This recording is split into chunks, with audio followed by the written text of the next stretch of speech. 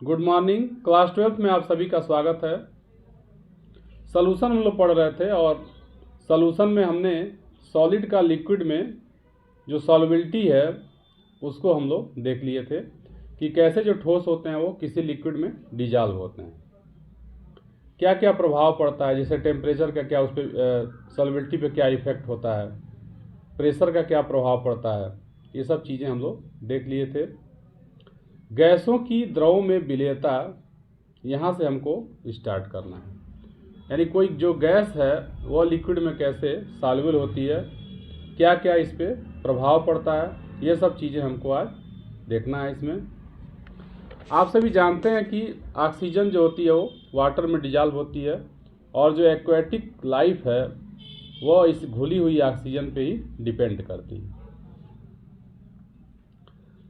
कुछ जो गैसें होती हैं वो बहुत कम मात्रा में घुली होती हैं, जबकि कुछ जो गैसें होती हैं वो बहुत ज़्यादा मात्रा में घुलनशील होती हैं। जैसे ऑक्सीजन जो है बहुत कम मात्रा में घुली होती है, लेकिन इतनी कम मात्रा में घुले होने के कारण भी जो एक्वेटिक लाइफ है, जैसे मछलियाँ हैं, कुछ पौधे हैं, ये सब घुली हुई ऑक्सीजन लेते हैं और अपना जीवन यापन करते हैं। क्या क्या प्रभाव पड़ता है, देखिए हम पढ़े थे कि ठोसों की द्रव में विलेयता पर दाब का कोई बहुत ज़्यादा प्रभाव नहीं पड़ता है, क्योंकि न तो आप लिक्विड को ज़्यादा कंप्रेस कर सकते हैं और न ही किसी सॉलिड को ज़्यादा कंप्रेस कर सकते हैं। लेकिन टेम्परेचर का प्रभाव पड़ता है।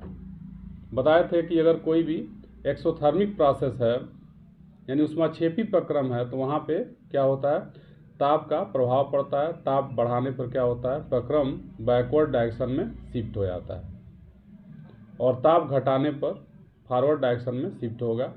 वही जब इंडोथर्मिक प्रोसेस होगा यानी उसमें शोषी जब प्रोसेस होगा, प्रक्रिया होगी, तो इसमें उल्टा प्रभाव देखने को मिलता है।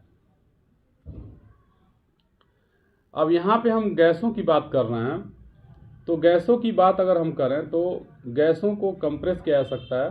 यानी गैसों पे अगर हम प्रेशर अप्लाई करते हैं तो इसके जो मॉलिक्यूल होते हैं वो पास पास आते हैं और सरफेस पे, लिक्विड सरफेस पे, यानी अगर हम लिक्विड के रूप में जल लिए हैं तो जल के पृष्ठ पे क्या करते हैं, दबाव डालते हैं, जिसके कारण इनकी जो घुलनशीलता होती है वो बढ़ जाती है। यहाँ पे फिगर के माध्यम से समझाया गया है। सबसे पहले क्या किया गया है, एक गैस को लिया गया है, ऊपर यहाँ पे गैस लिया गया है, यहाँ तक जो एकदम ब्लू कलर का आपको दिख रहा होगा, और नीचे यहाँ पे वाटर लिया है और इस दोनों चीज़ों को क्या किया गया है, किसी पिस्टन युक्त किसी कंटेनर में रखा गया है।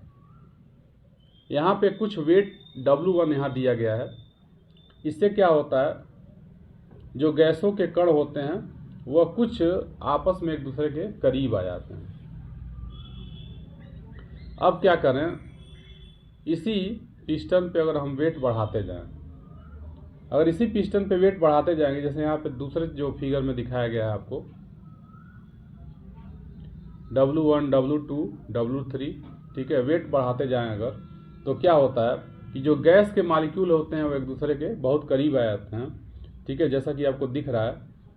और गैस के मॉलिक्यूल काफ़ी करीब आ जाएंगे और नंबर ऑफ स्ट्राइकिंग, यानी यहाँ पे जो स्ट्राइक करने की जो दर है वो बढ़ जाएगी, टकराने की जो दर है, रेट ऑफ स्ट्राइकिंग क्या हो जाएगी, बढ़ जाएगी, जिसके कारण इस जो गैस के पार्टिकल हैं वह वाटर में अधिक मात्रा में डिजॉल्व होंगे। इसी बात को सबसे पहले एक वैज्ञानिक थे जिनका नाम था हेनरी। हेनरी ने स्टडी किया था कि अगर किसी गैस के ऊपर हम क्या करते हैं, उसको कंप्रेस करते हैं यानी प्रेशर अप्लाई करते हैं, तो हम देख रहे हैं कि रेट ऑफ स्ट्राइक जो है वो बढ़ जा रहा है बहुत ज़्यादा, और मॉलिक्यूल जो है वो जब सरफेस पे अधिक से अधिक टकराएंगे तो उनकी जो घुलनशीलता है वो भी क्या हो जाएगी, बढ़ जाएगी, ठीक है। यानी हम कंप्रेस करके क्या कर सकते हैं, किसी गैस को किसी लिक्विड में अधिक मात्रा में उसकी घुलनशीलता को बढ़ा सकते हैं। तो हेनरी लॉ क्या कहता है, इसको हम देख लेते हैं। हेनरी के अनुसार देखिए यहाँ पे एक ग्राफ आपको दिख रहा होगा, ठीक है, वेपर प्रेशर में जो आंशिक वाष्प दाब, आंशिक दाब जो है, और मोल अनुपात यानी मोल अंश के बीच में ग्राफ प्लॉट किया गया है, तो देखा गया कि एक स्ट्रेट लाइन आती है। जो ग्राफिकल मेथड होता है वह किसी भी थ्योरी को प्रूव करने का क्या होता है, एक मैथमेटिकल मेथड होता है कि अगर हम क्या करें, किसी दो फिजिकल क्वांटिटीज़ के बीच में अगर हम ग्राफ प्लॉट करते हैं, अगर स्ट्रेट लाइन आती है तो हम कह सकते हैं कि एक जो क्वांटिटी है वो दूसरे पे क्या करती है, डिपेंड करती है, और साथ ही साथ डायरेक्टली प्रोपोर्शनल है वो। ठीक है, अगर कर्व लाइन आती तो वो डायरेक्टली प्रोपोर्शनल नहीं होती। यानी यहाँ पे एक स्ट्रेट लाइन आपको दिख रही है, एकदम सीधे सीधे एक लाइन दिख रही है। ठीक है, तो स्ट्रेट लाइन दिखने का यही मतलब हुआ कि अगर जो मोल अंश है, मतलब उसकी जो घुलनशीलता की मात्रा है वो किस पे डिपेंड कर रही है, HCl के आंशिक दाब पे डिपेंड कर रही है, यानी समानुपाती है, डायरेक्टली प्रोपोर्शनल। तो इस तरह से एक्सपेरिमेंटली उन्होंने स्टडी किया और इसके बाद अपना एक नियम दिया जिसे हम हेनरी के नियम से जानते हैं। और हेनरी का नियम क्या कहता है, इसके अकॉर्डिंग किसी कांस्टेंट टेम्परेचर पे, ठीक है, किसी स्थिर ताप पर किसी गैस की द्रव में जो घुलनशीलता है या विलेयता है, चाहे विलेयता कहिए चाहे घुलनशीलता कहिए, द्रव अथवा विलयन पे पड़ने वाले आंशिक दाब के क्या होता है, डायरेक्टली प्रोपोर्शनल होता है। यही ग्राफ के माध्यम से हम समझाने का प्रयास कर रहे थे। यानी किसी विलयन में उस गैस की जो मात्रा होगी, ठीक है, जिसको हम मोल अंश कह रहे हैं, मोल फ्रैक्शन कह रहे हैं, वह किस बात पे डिपेंड करेगी, वह आंशिक दाब पे डिपेंड करेगी। यानी पार्शियल प्रेशर कहते हैं इंग्लिश में, पार्शियल प्रेशर पे वो डिपेंड करेगी। उसी समय एक वैज्ञानिक थे डाल्टन। डाल्टन भी क्या थे, हेनरी के ही समकालीन थे। उन्होंने भी स्वतंत्र रूप से निष्कर्ष निकाला था, ठीक है, कि किसी भी विलयन में गैस की जो विलेयता होती है वो गैस के आंशिक दाब पर डिपेंड करती है। तो अगर हम उनके नियम को भी लेकर चलें तब भी हम कह सकते हैं कि पार्शियल प्रेशर जिस गैस का ज़्यादा होगा उसकी जो घुलनशीलता होगी किसी विलयन में अधिक होगी। अगर इसको हम जनरल रूप में कहना चाहें, यानी सामान्य रूप में दिया है हेनरी के नियम को हम कहना चाहें, तो इसी चीज़ को हम दूसरे रूपों में कह सकते हैं। जैसे घुलनशीलता की जो बात कर रहे थे, किसी गैस की किसी विलयन में घुलनशीलता हम कह रहे थे, तो घुलनशीलता किस बात, कैसे नापेंगे घुलनशीलता, उसको हम मोल फ्रैक्शन से ही क्या करेंगे, नापेंगे। यानी मोल फ्रैक्शन किसी विलयन का निकालेंगे, अगर अधिक आता है, ठीक है, तो यानी अधिक मात्रा में गैस क्या हुई है, उसमें डिजॉल्व हुई है। तो इसको हम कह सकते हैं कि जो पार्शियल प्रेशर है यानी मोल फ्रैक्शन के क्या होता है, डायरेक्टली प्रोपोर्शनल होता है। तो यानी P जो होता है वो प्रोपोर्शनल होता है X के, या P बराबर क्या हो जाएगा, KH हो जाएगा, जहाँ KH क्या है, हेनरी कांस्टेंट है, एक तरह का कांस्टेंट है, प्रोपोर्शनलिटी कांस्टेंट है, जिसको हेनरी के सम्मान में उन्होंने हेनरी कांस्टेंट कह दिया। तो इस तरह से एक फार्मूला आपका मिल गया कि किसी भी गैस का जो आंशिक दाब होता है वो मोल अंश के समानुपाती होता है, यानी P बराबर KH हो जाएगा।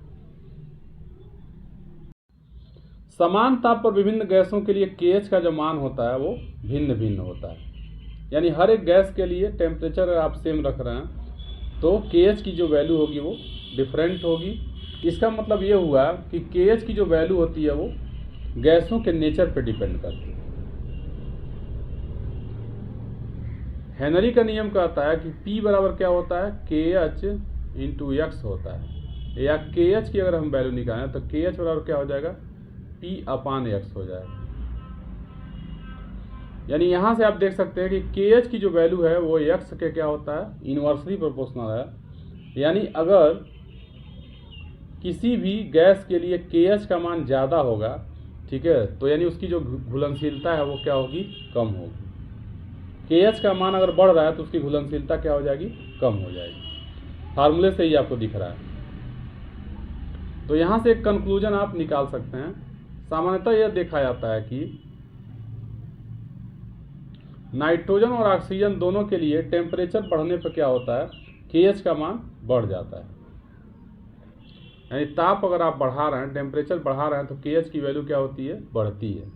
और अभी फार्मूले से हम बताए हैं कि KH की वैल्यू अगर कहीं बढ़ रही है तो उसकी जो घुलनशीलता हो जाएगी वह घट जाएगी, ठीक है, क्योंकि इन्वर्सली प्रोपोर्शनल है। मोल फ्रैक्शन के क्या है, इन्वर्सली प्रोपोर्शनल है, इसलिए उसकी घुलनशीलता जो है होगी वो घट जाएगी।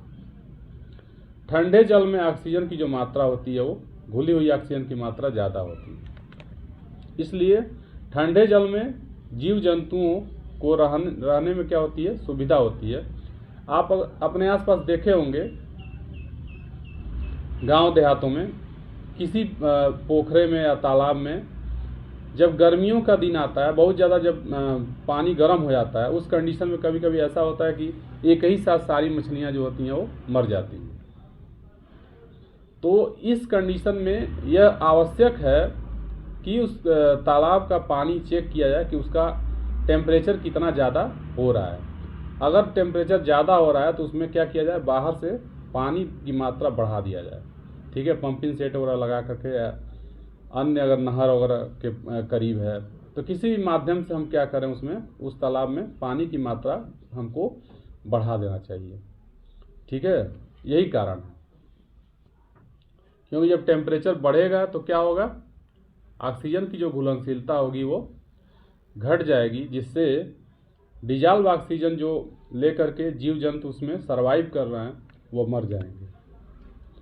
अब यहाँ पे आपको एक टेबल दिख रहा होगा, यहाँ पे दिखाया गया है कि जैसे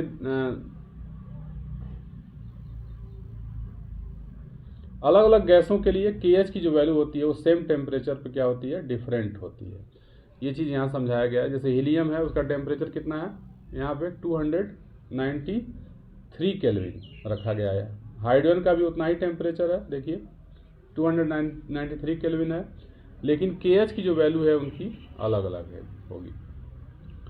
हीलियम का KH वैल्यू क्या है, 144.97 है, और वही हाइड्रोजन का क्या है, 69.16 है। यानी हीलियम और हाइड्रोजन में अगर हम देखें तो हाइड्रोजन का KH वैल्यू जो है वो कम है, इसलिए वो ज़्यादा मात्रा में घुली हुई होगी, ठीक है। इस तरह से आप कंक्लूजन निकाल सकते हैं। अब एक एग्जाम्पल देख लेते हैं, एग्जाम्पल नंबर 2.4। यदि नाइट्रोजन गैस को हम 293 केल्विन पर जल में से पास करते हैं तो 1 लीटर जल में कितने मिलीमोल नाइट्रोजन गैस विलय होंगी। क्या क्या दिया हुआ है, नाइट्रोजन का आंशिक दाब दिया है तथा 293 केल्विन पर नाइट्रोजन के लिए KH की वैल्यू दी गई है। तो आप फार्मूला पढ़ चुके हैं, हेनरी का नियम क्या कहता है, P = KH × X होता है, P = KH × X होता है। तो यहाँ से KH की वैल्यू अगर निकालना हो तो X को हम लेफ्ट हैंड साइड में क्या करेंगे, ट्रांसपोज कर देंगे। तो इस तरह से X की जो वैल्यू आ जाएगी वो X = हो जाएगा P/KH। तो इसमें KH की जो वैल्यू दी गई है वह किलो बार में दिया गया है, तो आप क्या करेंगे, उसको बार में चेंज कर लेंगे। इसके लिए आप 1000 से इसमें गुणा कर लेंगे, ठीक है, 1000 से मल्टीप्लाई कर लेंगे, और पार्शियल प्रेशर की वैल्यू दी गई है 0.987। तो इस तरह से आप यहाँ पे मोल फ्रैक्शन X की वैल्यू निकाल सकते हैं। ऊपर पार्शियल प्रेशर की वैल्यू रख दिया है और नीचे KH की वैल्यू यहाँ किलो बार में दिया हुआ था, तो इसको बार में चेंज कर लिया है, 1000 से मल्टीप्लाई कर लेंगे तो डेसिमल क्या हो जाएगा, 3 अंक दाहिने तरफ खिसक जाएगा, और इसको हम डिवाइड करेंगे तो आ जाएगा 1.29 × 10⁻⁵। और फार्मूला आप जानते हैं, X = क्या होता है, X = होता है N1/N1 + N2, ठीक है, N1/N1 + N2। तो यहाँ पे N2 क्या है, N2 को हमने जल के मोलों की संख्या मान लिया है। तो 1 लीटर में जल के मोलों की जो संख्या होती है वह 55.5 होती है। तो X की वैल्यू यहाँ पे दी गई है, X की वैल्यू दी गई है, X = है N/N + 55.5। तो ये हो जाएगा N/55.5। क्यों, क्योंकि डिनोमिनेटर से हमने क्या किया है, डिनोमिनेटर से N को हमने निगलेक्ट मान लिया है, क्योंकि वाटर के मोलों की संख्या की तुलना में, ठीक है, नाइट्रोजन के मोलों की संख्या को हम नगण्य मान सकते हैं। तो ये हो जाएगा N/55.5 = यहाँ X की जो वैल्यू हम निकाले थे उसको रख देंगे यहाँ पे। और फिर n की वैल्यू हमको निकालना है तो क्या करेंगे, इसको ट्रांसपोज कर देंगे, यानी इसको हम राइट हैंड साइड में ट्रांसपोज कर देंगे तो n की वैल्यू हम निकाल सकते हैं। तो n की जो वैल्यू आएगी वो मोल में आएगी आपका। और फिर इसको मिली मोल में हम कन्वर्ट करने के लिए क्या करेंगे, 1000 से मल्टीप्लाई कर देंगे। तो इस तरह से हमको मिली मोल में जो वैल्यू है वह प्राप्त हो जाएगी। यहाँ तक इस वीडियो में देख लीजिए। इसके बाद हम लोग पढ़ेंगे कि हेनरी नियम के क्या अनुप्रयोग हैं, यानी एप्लीकेशन जो है वो हेनरी नियम के क्या हैं, इसको हम देखेंगे।